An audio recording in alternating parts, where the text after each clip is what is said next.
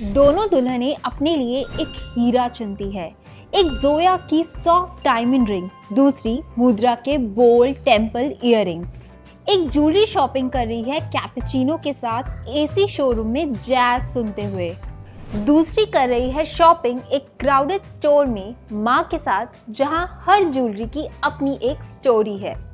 ये सिर्फ शॉपिंग नहीं है, ये इंडिया के दो कंज्यूमर माइंडसेट्स का रिफ्लेक्शन है और दो बिजनेसेस का विजन, टाइटन का तनिष्क और कल्याण jewellers. Today's video is not a comparison. It's an exploration of two different ways of building trust, capturing hearts and compounding value in the Indian jewelry market.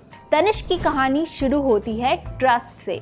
1990s में जब jewellery shopping मतलब wait और negotiation होता था, तनिष्क ने एक नया model introduce किया, प्योरिटी सर्टिफाइड रिटर्न पॉलिसीज और ट्रांसपेरेंट प्राइसिंग, क्योंकि इनका मानना था trust needs systems not just smiles. और इसी सिस्टम से ब्रांड बना और टाटा ग्रुप का नाम होने से मार्केट में तनिष्क को कंज्यूमर ट्रस्ट भी मिलने लगा। वहीं कल्याण ज्वेलर्स का मॉडल कल्चर ड्रिवन था। इसका डीएनए था हर रीजन की अपनी पसंद होती है, हर माँ की अपनी ज्वेलरी लेगेसी होती है। इसलिए कल्याण ने एक स्टैंडर्ड ब्रांड बिल्ड नहीं किया, उन्होंने इंडिया का हर कॉर्नर अपने ब्रांड के अंदर डाल दिया। From Chettinad to polki to Nizami, Tanishq wanted to change the system, Kalyan wanted to understand the emotion. पर एक बार ब्रांड एस्टैब्लिश हो गया तो सवाल बदलता है, अब इस ट्रस्ट को स्केल कैसे करना है? और यहाँ पर इन दोनों का विजन बिल्कुल अलग है।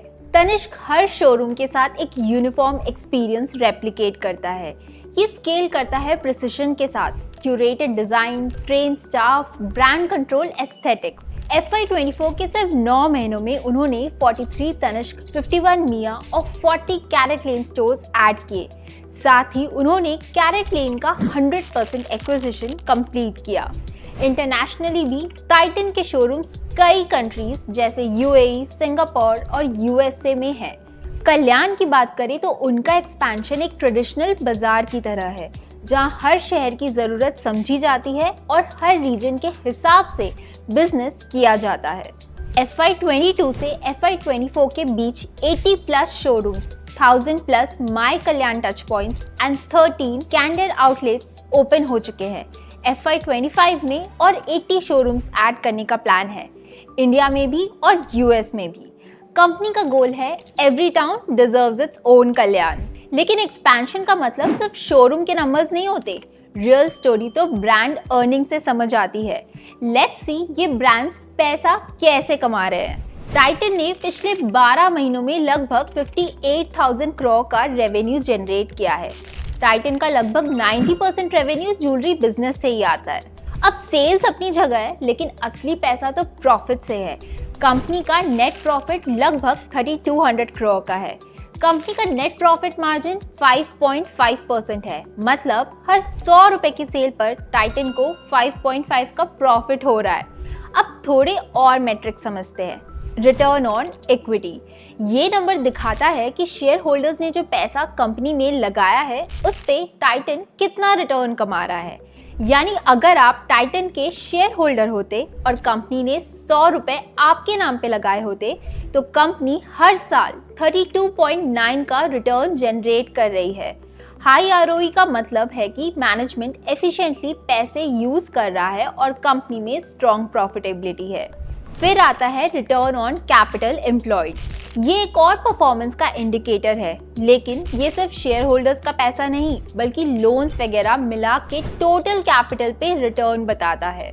मतलब जितना भी पैसा बिजनेस में लगा हुआ है, चाहे वो लोन हो या इक्विटी, उस पे टाइटन 22.7% का रिटर्न जनरेट कर रहा है।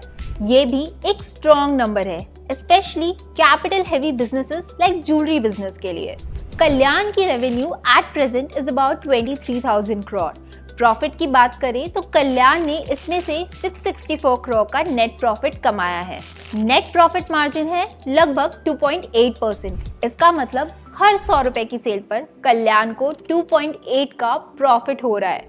अब ये मार्जिन थोड़ा टाइट है, स्पेशली अगर टाइटन के 5.5% से कंपेयर करें। क्या इसका मतलब कल्याण वीक है? Not necessarily. अभी कंपनी रिलेटिवली अर्ली स्टेज पे है, स्केल बिल्ड कर रही है और मार्जिन्स करेंटली लोअर साइड पे है। कंपनी का ROE 15.2% है, जो टाइटन के 32.9% से काफी कम है, बट हिस्टोरिकली मोस्ट केसेस में स्टेबल ही रहा है। कंपनी के ROCE की बात करें तो ये 14.1% है। ये नंबर टाइटन के 22.7 से लोअर है, लेकिन फॉर अ कंपनी जिसका मेजर फोकस एक्सपेंशन पे हो, उस केस में ROCE थोड़ा लोअर साइड पे हो सकता है। रेवेन्यू और प्रॉफिट्स की बातें तो हो गई, चलिए अब आते हैं उस पॉइंट पे जहां हर इन्वेस्टर रुककर सोचता है, क्या मैं इस कहानी में अभी एंट्री लूं? और क्या वैल्यूएशन स्टॉक एंट्री लेने के लिए जस्टिफाइड हो सकता है? टाइटन का PE यानी price to earning ratio 84 times पे ट्रेड कर रहा है। हाई लगता है ना, पर क्वालिटी बिजनेस मार्केट में थोड़े प्रीमियम पर ही ट्रेड होते हैं। ये प्रीमियम इसलिए है क्योंकि इसके पीछे है consistent earnings, capital light model और टाटा ग्रुप का ब्रांड ट्रस्ट। कल्याण का P 72 टाइम्स है, इंडस्ट्री एवरेज 31 है, तो चीपर वैल्यूएशन तो इसका भी नहीं है। मार्केट ने इनकी ग्रोथ को पहले ही प्राइस इन कर लिया है। रिस्क भी दोनों में है। इंडिया का ज्वेलरी मार्केट अभी भी काफी अनऑर्गेनाइज्ड है and these branded players constantly face high competition from these unorganized players. Indirect tax हो या वर्ल्ड क्राइसिस, सबसे पहले गोल्ड के रेट पे ही असर पड़ता है। पर इस पॉइंट पे एक बहुत इंपॉर्टेंट कंसिडरेशन बचती है। मार्केट हमेशा डेटा से डिसाइड नहीं होता। ब्रांड को उसके नाम, उसके नरेटिव और उसके इन्वेस्टर सर्कल के लिए भी वैल्यू किया जाता है, और इसलिए ये जानना काफी जरूरी है कि इन ब्रांड्स के पीछे खड़ा कौन है। टाइटन के केस में जवाब सिंपल है, टाटा ग्रुप। Promoter holding 52.9%। इसमें तमिलनाडु गवर्नमेंट की टिडको भी इंक्लूडेड है। टाटा सन्स के अलावा Tata investment corporation, Tata chemicals जैसे एंटिटीज भी प्रमोटर्स है। FIIs के पास लगभग 18% स्टेक है। DIIs का हिस्सा भी 11% से ऊपर है।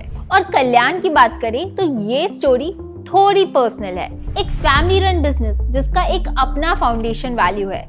प्रमोटर होल्डिंग स्ट्रॉन्ग है 63%, और इस लिस्ट में सिर्फ एक या दो एंटिटीज नहीं, यहाँ आपको कंपनी के फाउंडर कल्याणरमन TS के फैमिली मेंबर्स और उनके इंडिविजुअल स्टेक्स भी क्लियरली दिखते हैं। इसका मतलब कंपनी का स्ट्रैटेजिक कंट्रोल टाइटली प्रमोटर के पास है और डिसीजन मेकिंग काफी पर्सनल और फोकस्ड है।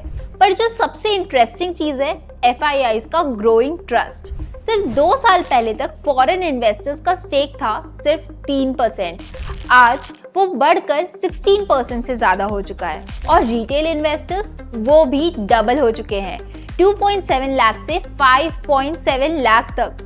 सो फार हमने नंबर्स देखे, विजन समझा और ओनरशिप के DNA तक गए, लेकिन हर कहानी का एक हिस्सा ऐसा होता है जो डेटा एक्सप्लेन नहीं करता, वो होता है फीलिंग। टाइटन और कल्याण दो अलग फीलिंग्स है, दो अलग भारत की सोच है। एक ब्रांड सिस्टम से भरोसा बनाता है, दूसरा लोकलाइजेशन एंड पर्सनलाइजेशन से। दोनों ही अपनी स्ट्रैटेजी के साथ मार्केट में ऑपरेट कर रहे हैं। अगर आपको इन्वेस्टमेंट्स के लिए दोनों ब्रांड्स में से किसी एक ब्रांड को चूज करना होता तो आप किसे और क्यों चूज करते? हमें कमेंट सेक्शन में जरूर बताइएगा। वीडियो अच्छा लगा हो तो लाइक, शेयर, सब्सक्राइब करना ना भूले। मिलते हैं नेक्स्ट वीडियो में।